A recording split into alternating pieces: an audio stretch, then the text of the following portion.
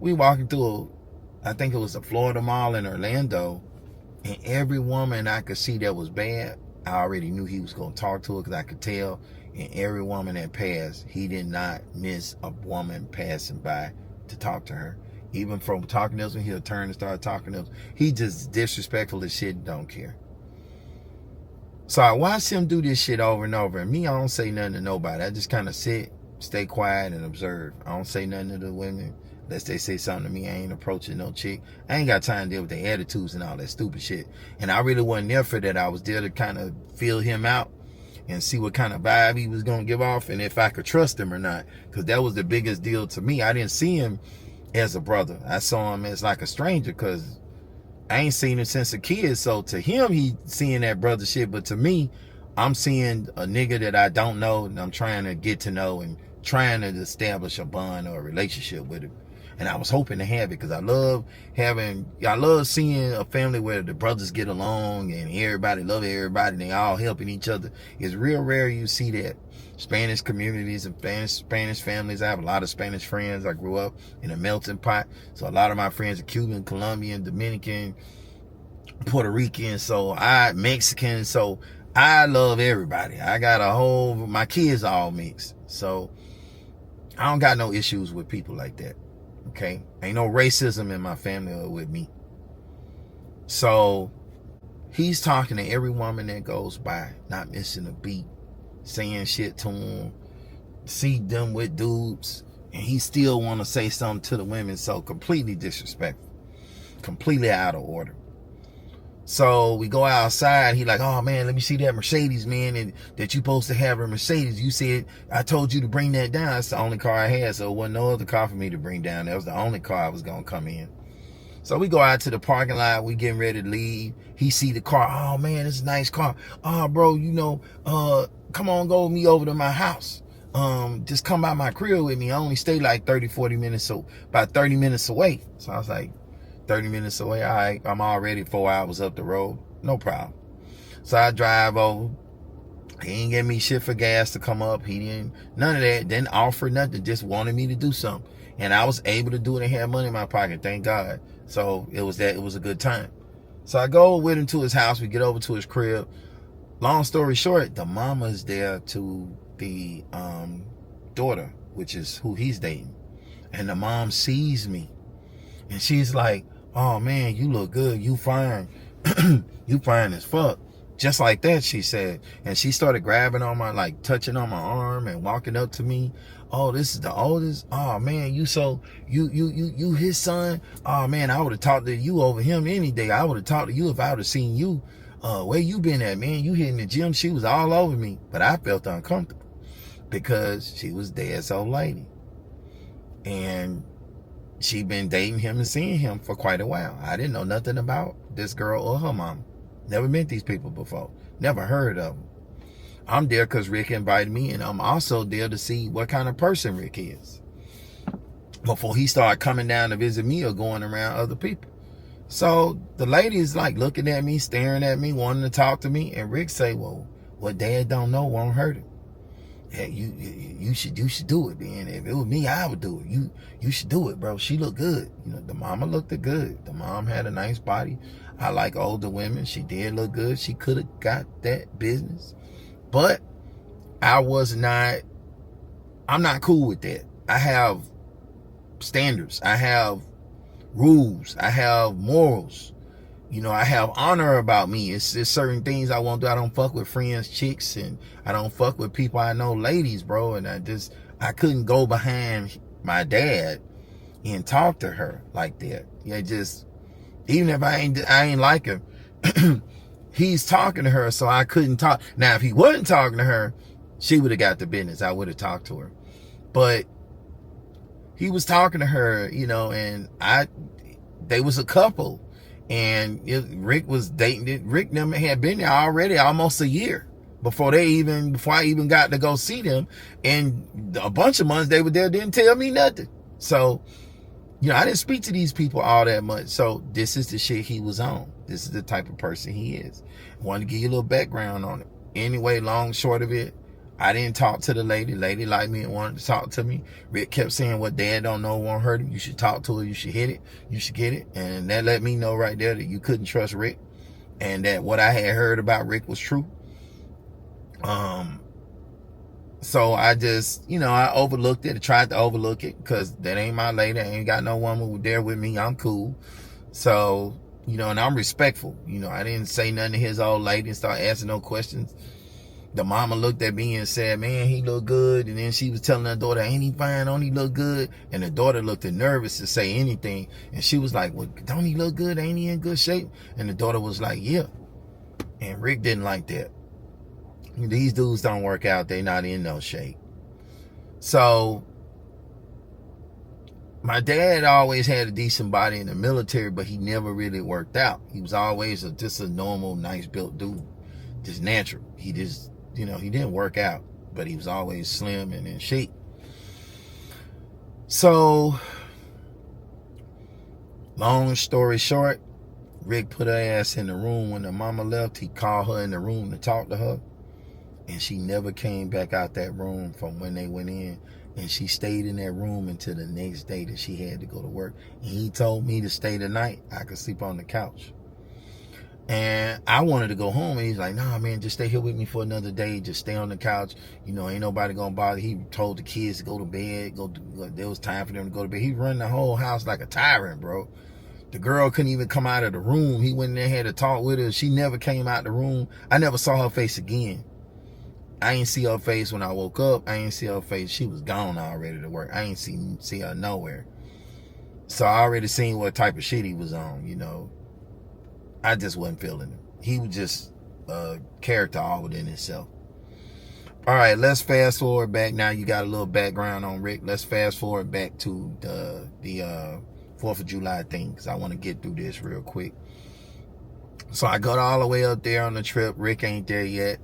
Rick, kid, everybody show up 2-3 hours later. I'm there. Everything closed in country town. I done drove 17 hours. The food was like $68. Remember, it's cheap. It's the country. Shit cheap. $68. These niggas are arguing over who are splitting the bill of $68. $68 at the grocery store, and they are arguing over who gonna put in what on the bill. I done spent $1,000 in 17 hours of riding and did maintenance on my motherfucking car before I made this trip. And they arguing over who gonna pay a $68 bill. I'm observing everybody at this point, because that's how I do shit. Family or not, I'm observing everybody, and I'm seeing that these some cheap ass niggas. They all got money. They don't want to spend nothing. But at least they pretend that they do. Dad got money. He didn't say nothing. He couldn't even cook. He didn't even have, when I woke up, wasn't even no breakfast. You know how you go to somebody's house, a nice house, you expect to get up and some kind of breakfast or something? Nothing, bro. Nothing. He didn't even have nothing in his refrigerator to make breakfast with. And he knew I was coming to his house and he wanted me to come. I don't know where these niggas, what horror movie they fell out of, or what magazine, comic book they came from, but they were nothing like me, bro. Him, them, none. They are so backwards and so off that I didn't even know what to say about none of it. I was just like shocked. I'm like, damn, you got this nice house, it's clean. You invite somebody over, you ain't got no food. You didn't go shopping, nothing. Now, it took me 2 days to get to him, driving. They told me within 2 to 3 days before the 4th, I want to say 4 days to make the trip. 4 days. And they're going to take me a day and a half to get there. So I stayed there about 2 days and then I left. A day and one full day a night, and then the next day, later that night, the next day I was gone. I was just uncomfortable. The house was nice, but again, it's just a tomb if you ain't got no life in it. If you ain't living and smiling and talking and making it a fun moment. Anybody with a big nice house like that, it should be the life of the party. You done accomplished a lot in life, but the military did something to him, bro. He never was he just not a speaker or talker or nothing. Dude done been married and divorced like 3 times. I ain't even know that. And he wonder why. Because he don't speak. He act like a mute. He don't want to talk. A woman likes to be entertained. She likes to have somebody she can speak to, have conversations with, smile, joke, laugh with. He don't crack smiles. I mean, being around him is always tough, even as a kid, bro. I was a kid, I was scared of him. Because the nigga never smiled, never said nothing. He quiet, he didn't say shit, had nice cars, he didn't even talk to me about the cars. I was scared to ask nigga questions. But now I'm grown, I'm bigger than all their ass. Done been through a war and came back, been through another war and came back. Miami was a battleground. I done growed up, went through all this shit, became a great man to me. God made me a great man. He was my father. He's who I call my father. I call my earth dad, dad. When I say the father, I'm talking about the creator that created everything. The energy field we call God. That's who I pray to. That's who raised me. That's who guided me. Made me the man I am. But anyway, no food in the house. No kind of hospitality. No speaking. He just like, oh, you could take a shower here. Here's my shower, one of the bathrooms. Here go the room you could sleep in. That was it. It was just quiet. It was like being into a nice place. It was quiet.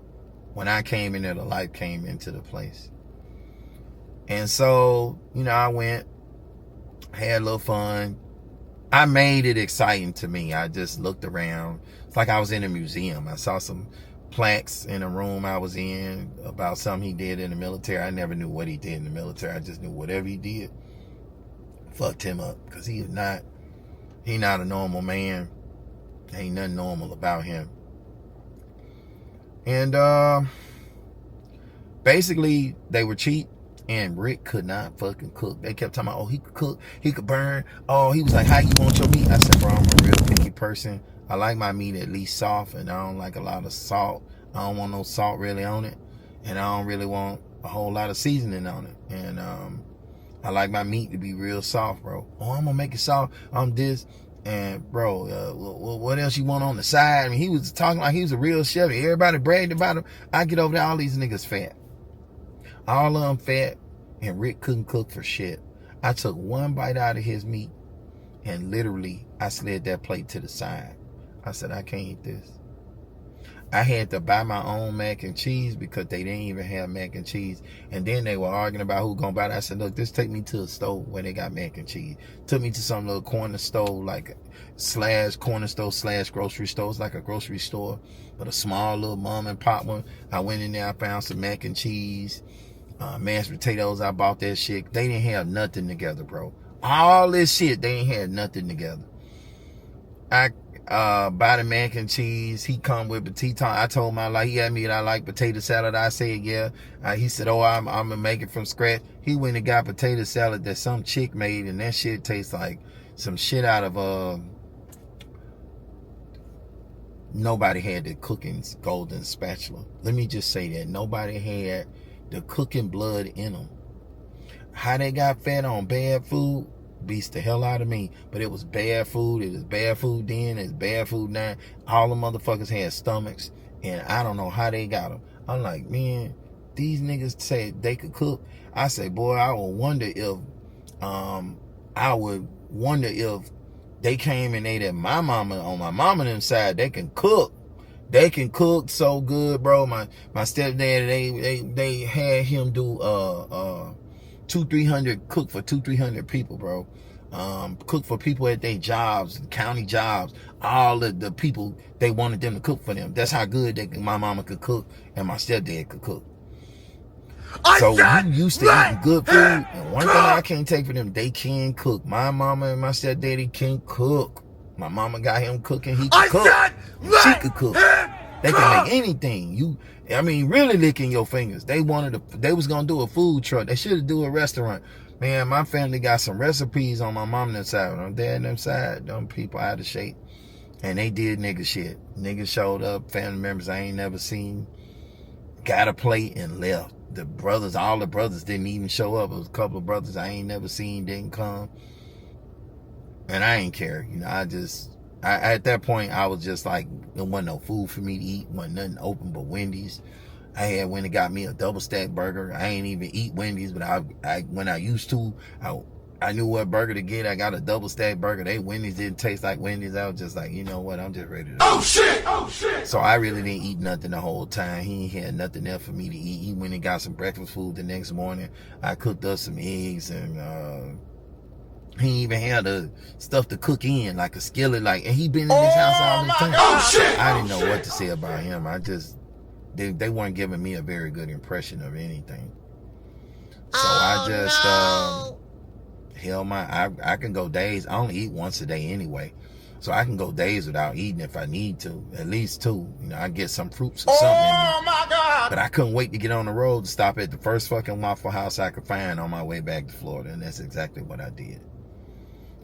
We started getting back to Florida. It was a good little ride going through all them little towns, Alabama. But when we got back to where it was civilization and an actual food Waffle House place, I stopped at the Waffle House. I ate me some food.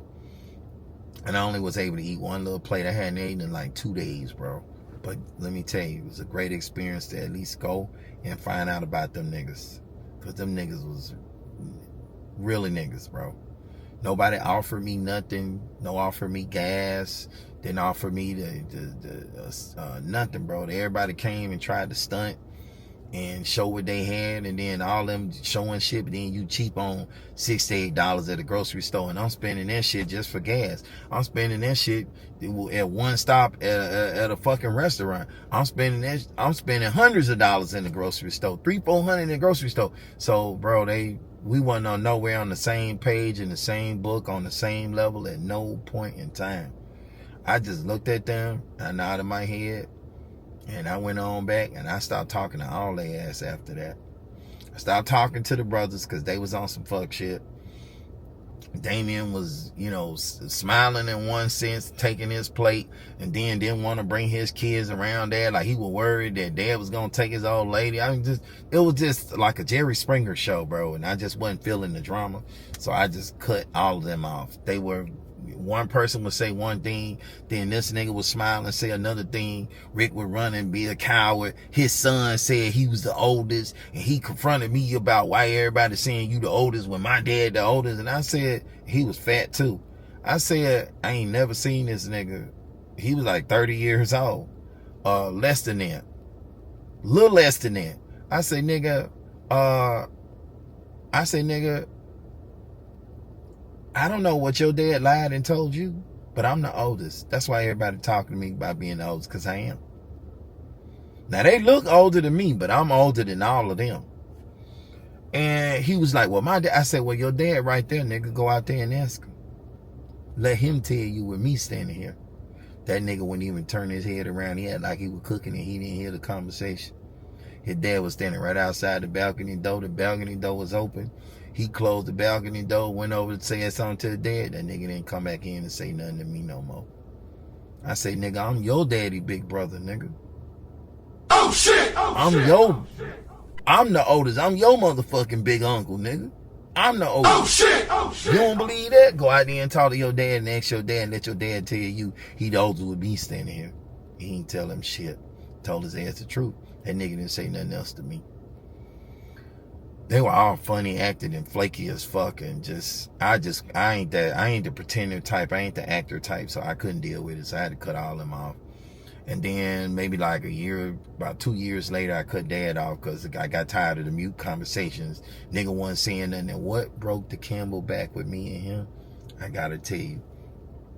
So he called me up one day. Remember I told you how they halfway do shit. They don't tell you nothing. They don't give you all the information. They call you in the last minute and they tell you partial of a story. And I didn't like none of this shit with none of them niggas because I don't do shit like that. You gonna do something, tell people the truth. There wasn't no grown real men there. A man see something need to be done and he got the means to do it, he go do it, bro. It ain't no, when you got it like that, you ain't petty, bro. You just go get it done. You don't care about what you got to spend when somebody done drove 1,000 miles plus to see you, $1,000 and shit. And these niggas with $1,000 a big deal to them. That shit would change to me. So our mindset was just light years apart. So he called me up one day and he said, hey, I need you to go check out a car for me that I done bought. Now, I remind you again, He don't call that often. I barely speak to the nigga. Like, I might speak to him 2 times in a year or 3 times in a year. And this, for all the years I grew up, this didn't happen until I got in my 30s. When I got in my 30s, this is when he started doing this, when I got in my 30s. So just imagine what I'm talking about, so you have an understanding on our conversation and how often we spoke. So he calls me up one day, which was weird. He had talked to me about like a month or 2 before that. No, like a few weeks before that, he had talked to me. I had called him and I was talking to him about something and he didn't say nothing. You know, he was doing that same shit on the phone. He answered a question when he asked. He called me, asked me what I was up to, what I had been doing since we hadn't talked. And I started telling him shit, and, you know, he just sit quiet and listen like he always do. And it was starting to, you know, I was overlooking it. I was willing to overlook that, overlook the fact he hadn't been there for me, overlook all the shit he did for them. I'm overlooking a whole bunch of shit with this grown ass man that ain't never been a dad to me at all. And I'm trying, bro. I'm speaking to him. The first fucking year that you come in and you don't offer shit or don't got nothing, and you ain't trying to talk to me about nothing or even speak to me like that, and you don't say nothing on the phone, I'm done talking to you. That's how I normally would be.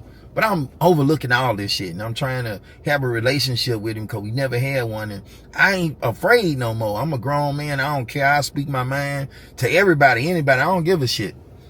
So I'm a different type of nigga from what they used to. You know, they used to talk and behind your back and smile with you. I ain't on that shit. That's two-faced shit. Anyway, try to speed this up. So he tells me that he wanted me to go check out a car he had just bought. And I said, a car? You want me to go check it out? And he said, yeah, it's a place where I bought this car. And then it went from being a place he bought the car to a house. He bought the car from some man. And he had already bought the car, knew I stayed up there, knew I stayed within the area, didn't say nothing to me about it, and then asked me to go check the car out that he bought and make sure everything was good. He had already done gave the man his money, and he wanted me to go check out the car. So he throwing me in the middle of a deal that I don't know nothing about. So he gave me the van number, told me first it was a lot. It wasn't a lot, it was a house. I get on the phone with the man and me start talking. The man say, you could go by the house and go check out the car. This is my address, just where the car is at. Because the address that Dad was given wasn't the right place. It was coming up on Google Maps like a abandoned warehouse. So I was like, nah, bro, something ain't right. So the man got on the phone with me, gave me his house address, told me the car was at his house. And he did auctions and shit like that and just sold cars to people. He bought shit and sold it off. So I had a better understanding from him. I go check out the car, and on my way, the man tells me that Dad bought the car for me. And I'm like, he didn't buy the car for me. I'm thinking he got it for one of the brothers. He said, no, I'm sure he bought it for you. He told me he got it for you, the one that's up here. I said, no, he didn't get it for me because I got cars already. And he didn't say nothing about getting me no car. And he was like, he paid $9,000+ for this car. Listen to it. So the man say, yeah, he got it for you, I'm sure. I said, I'm telling you, he didn't get it for me. I got other brothers, he got it for one of them, but he didn't get it for me. Oh no, I'm sure 100% he said you. So I get on the phone with Dad and I'm like, yo, this man say that you say you got me this car, and I know this car ain't for me. He's like, nah, man, that man ain't tell the truth. He don't know what he talking about. Nah, man, I got the car for, I got this car for this lady that I talked to, son. Oh, so shit, like, oh shit, oh shit. What? I thought he got it for one of the brothers, you know. So then it got me when he said, but it was after I went and checked the car and brought the car back to my house. He said he was going to fly down and get it, and him and his girl was going to drive the car back. He didn't want to fly down. He didn't want to go. He had made arrangements with me to pick them up at the airport, take them to the hotel. I had made all these arrangements, said, okay, no problem, I'll do that. He then in the last minute say he didn't want to do the fly over there, and he wasn't willing to, he didn't want to ride with this lady. She talked too much, and he didn't want to be in the car with her. He didn't even know how long it took to get there. I told him it was close to 17 hours. He thought that was a lie. I told him, he checked it. He said, man, that's a long time to be in the car. Now, I remind you, I done drove this shit for him. So he's coming to pick up his shit. It's parked at my house with no tag. And I'm watching this car for him. That car sat there 2-3 weeks. And he told me, nah, man, I changed my mind. I ain't flying out, Why don't you drive it here? I said, I'm not driving this car back all the way to Mississippi. I'm not doing that. Well, I'll pay you for the gas to drive out and I'll fly you back. I said, nah, I'm good, bro. I'm not driving no car out there. No. You want it? Send somebody to come get it. I'll hold it here for you. But it already been there now 2-3 weeks. And he then says he ain't coming when he done said he was coming a bunch of times and never showed up. So, long story short, we get into the conversation about the car. 2-3 weeks the car been sitting at my house. I done got the car over there and we get into a conversation and I'm thinking it's one of the brothers he got the car for. He would never say who he got the car for when the man was saying that shit. He just said, nah, man, I ain't get the car. I didn't tell him the car was for you. I didn't tell him that. So we got into a conversation and I asked him about who he got the car for. Did he get it for Jonathan? Did he get it for one of the brothers? And he bust out and said, no. He said, I got it for this lady that I'm seeing, son. Gotcha. Gotcha. So I would like to thank everyone that was involved with this negotiation. As a graduation, or the nuclear explosions went off inside of me. I don't know what it was. I was sitting here going through shit with my convertible and I needed some money to fix some shit. And he had been talking to me and knew it. And it was like a couple of grand. But I didn't ask him for it. I don't ask for stuff. I just save my money and get it done. And I remember, going through all the shit I was going through and he was asking me about what I was going through. Never offered shit. Never gave me nothing my whole life. Done gave them niggas cars and took them niggas and took them niggas out to eat expensive restaurants. Well, at least that's the way they tell it. And he told me what he gave him, a truck and all kind of shit he done did for their kids and nothing for me and mine, nothing. I ain't never asked him for nothing. I ain't say nothing when he was telling me that shit. He bought, what blew me up was he bought another lady that was talking to him, smiling with him, probably sucking his dick. He went and bought her son a graduation gift. Shit, we all graduated. Oh, no. He got them gifts. He didn't get me shit. He's sitting here seeing me go through shit about my car. I'm going through some real shit. Nigga don't offer me nothing. I done made a trip, paid $1,000 to see this nigga. I paid for food when I got there. It wasn't nothing for me to eat in the nigga house. He don't call but once or twice a year. And this shit only been going on for like 4-5 years. Bro, I had enough. And basically I came to the thing where I just told him how I felt about it. And then I also told him that he didn't have to call me no more. That it was a waste of time. It was a waste of time. He didn't have to call me because I didn't see a point in having a relationship with him no more. I said, you spent $9,000, almost 10 grand on a kid that don't belong to you. Another nigga seed because you was messing with his mom. And then you talking about how the other brothers and sisters treating you.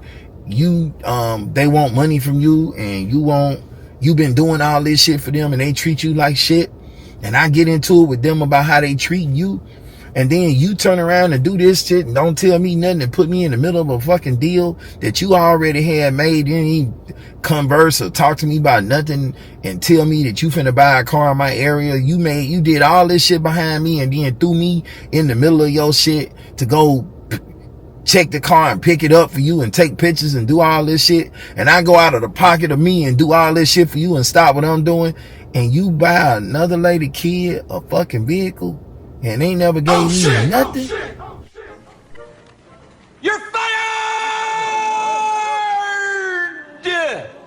Ain't even offered to help me with nothing. I spent over $1 grand coming out to see you and he like, this is my money and I do what I want to do with my money. And I said, listen, bro, I don't know what kind of man you is, but I ain't nothing like you. And I'm so happy about that. You ain't no man to me because a man see something need to be done, he get it done. You got all that motherfucking money. You got health issues. You in your house by yourself. You can die in that shit. That's your tune. Me and you don't ever have to speak no more because I don't even see a purpose or a reason why we should speak. And I cut his ass off. I say, any questions you got? I say, you never taught me how to tie my shoes, ride a bike, nothing. You never told me nothing about the birds and the bees. You ain't never called to see how I was doing, and you knew where I was the whole time and had access to get a hold of me and never used none of it. Now, I didn't hear his number until I got in my 30s. My mama was talking to him the whole time. I didn't even know nothing about it.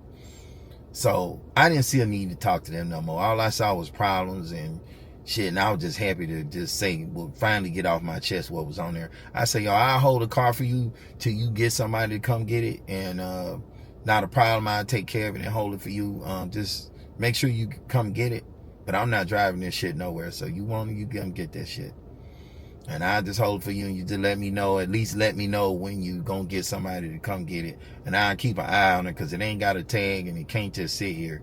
And now at this point, it had been there like 2 months.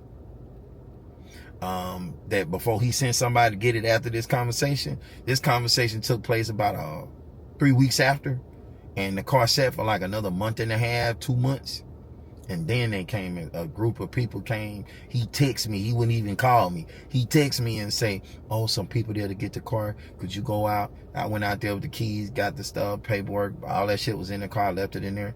I gave them the keys. The car crunk up. I drove it down the thing to make sure it ran so the battery wouldn't die. And I did that like once a week. And it was a little Nissan Sentra. It was a new one though. It's like a newer model. And the people came, black dudes with trucks, like a shipping type thing. They drive cars from state to state. And I came, brought the car to them.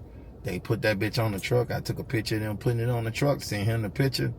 Boom, that was it. And then about a week later, he sent me $250 for watching the car.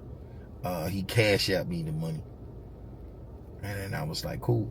You know, I ain't say nothing. I said, thank you. And that was the end of it. I ain't talked to him no more. He ain't had nothing to say to me, because he really couldn't say nothing, because he knew he was fucked up anyway.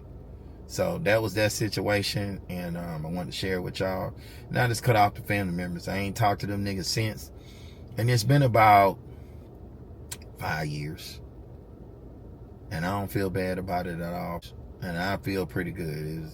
I don't feel bad about it. I mean, I wanted a relationship with him, but how far are you willing to go to have a relationship with somebody and never try to really have one with you? He's right, you know. And they had access to you and you didn't have access to them. And since I've had access to him, I call him more than he called me. I carried the conversation. Nigga couldn't even speak. So he can die alone, bro. I told him, I said, all them people you helped, hopefully they'll be by your bedside when you get real ill and sick, because they don't think the best of him. They only want him for his money.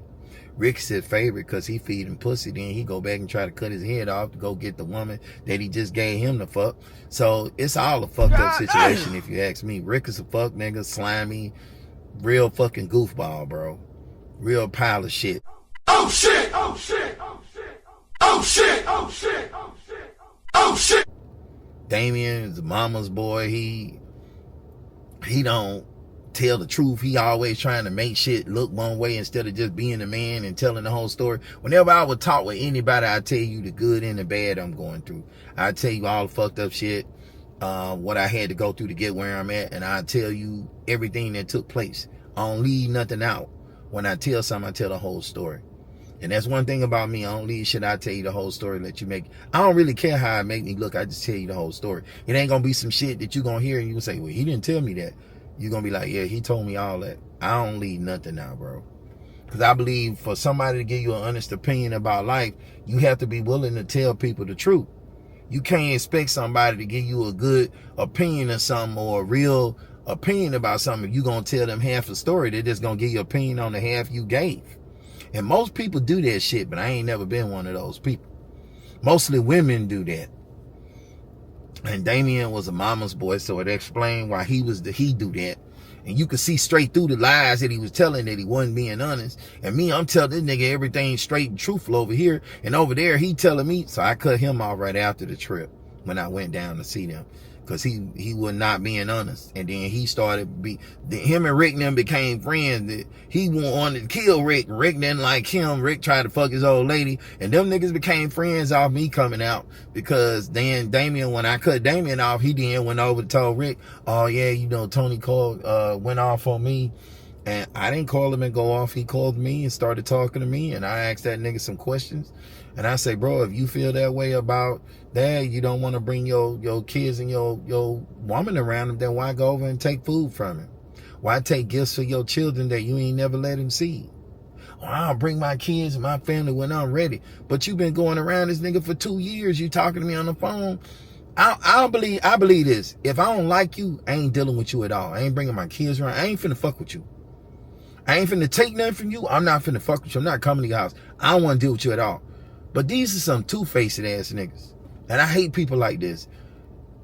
Damien will go over to show off his new car and come around and talk to dad. Dad is old. He want to see his grandkids. I get what he want. Damien don't want to let him see his grandkids. Because Damien want him to have a relationship with him. When he was around Damien, it just, Damien mama, you know, didn't really want them around like that. At least that's the story that dad tells, and Damien tells another story. But they all stayed right there where he was. So it really ain't no excuse why they couldn't have talked to him, or they've been getting shit from him. He bailed Damien out of trouble. He helped Damien with shit. So Damien, they done all had interactions with him. He done put money and helped them boys. They done called him up, and he done all kind of shit for them. He ain't never helped me, never called me. I've been going through all kind of shit. Nigga never offered me a nickel. So understand, we never had no relationship at all. I bought all my own shit. I saved up my allowance money, bought all my jewelry. I mean, dude, my dad was never there. They done had this nigga, so I don't really have no understanding or sympathy for them niggas. At the end of the day, they all fucked up, and so I don't fuck with them.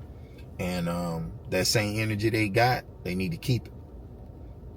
When I become a millionaire, shortly, I want that same energy they had then. Keep that same energy toward me. You want to speak to me? Don't fucking speak to me now. People gonna get their feelings hurt with me, bro. Because I ain't giving them shit. If family don't mean nothing to me, what means something to me, excuse me, is how you are with me now. How you treated me now. How you are with me, what kind of relationship we had throughout the time. We ain't have a relationship before, and we ain't got one now, then we don't need to have nothing later. A motherfucker called me up the other day, like 2-3 days ago, saying, oh man, my birthday coming up. Not them, a friend. On my birthday coming up, man, we need to do something on my birthday. I say, well, I'm gonna do for you on your birthday what we did for me on mine. He said, well, I ain't do nothing for you. I said, that's the point. I ain't doing shit for you either. Oh, but my birthday, I said, I don't give a fuck about your birthday. Fuck your birthday, nigga. I said, you gonna call me up to talk about your birthday and all these years you ain't never said nothing to me? Nigga, fuck your birthday. Don't call me up talking about your damn birthday, nigga, and you ignore mine. And you knew my birthday was there and didn't say shit to me. Now you want to act like your shit's special. I say it is special to you, but it ain't special to me. So you celebrate that bitch the best way you can, but I'm not finna celebrate your birthday with you or go do nothing for you. I say happy, birthday whenever it get here, bro, but I'm not finna deal with you on your birthday the same way you ain't deal with me on mine, nigga. And I meant that shit. They didn't like it. I ain't give a fuck. Everybody kind of about they self. People don't treat people the way they want to be treated. They treat they self. They do what's best for them and say, fuck everybody else. Me, I treat everybody like I would treat myself. So I got a different outlook when it comes to, people. And I basically just mirror back to them what they gave to me. I don't cut the slack or water down the Kool-Aid. I don't do that. I just tell you exactly what it is. And that's it. So that's my story. You tell me what you think. Was I wrong for cutting them off? Should I have cut them off? There's a lot of more shit I could have got into about it, but I tried to make it as quick as I could. But you tell me, was I wrong for cutting them off? I wasn't wrong. I don't feel I was, and I'll do the same shit again. They weren't right. I overlooked a lot of stuff. I tried for a few years. It just wasn't in it for me.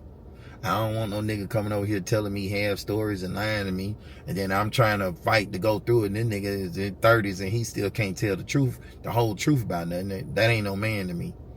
And then the other brother, he's smiling saying he ain't a certain way, and he done showed every turn he can make that he is, and he looking at every bitch that go by, he can't even keep his head straight, and he'll disrespect and try anybody. And I told that nigga when I would do something to him, if he tried that, he said, but I'm your brother. I said, I don't give a fuck about that. If you cross me, it's just like a nigga on the street to me. I done told you how I felt, nigga. Don't cross me. You ain't my brother if you do that shit to me, nigga. So, you know, well, I'm sorry, I won't cross you like that. He tried. And like I said, I tried to have a relationship with all of them, but they were trash, bro. Damien really wasn't bad. He just a mama's boy, and he kind of for himself, and he don't tell the whole truth. He ain't a real man. And I was like, bro, you got some years. You got to learn, bro. You got to go through some life and learn. And when you grow up, then you can holler at me. But yeah, man, they not real. They not real men at all. None of them. They got they ways and they things that just ain't for me. You know what I mean? So you tell me if I was wrong about what I did. I don't feel I was. You tell me in the comments how you feel about it. Anyway, that's my story. I'm out.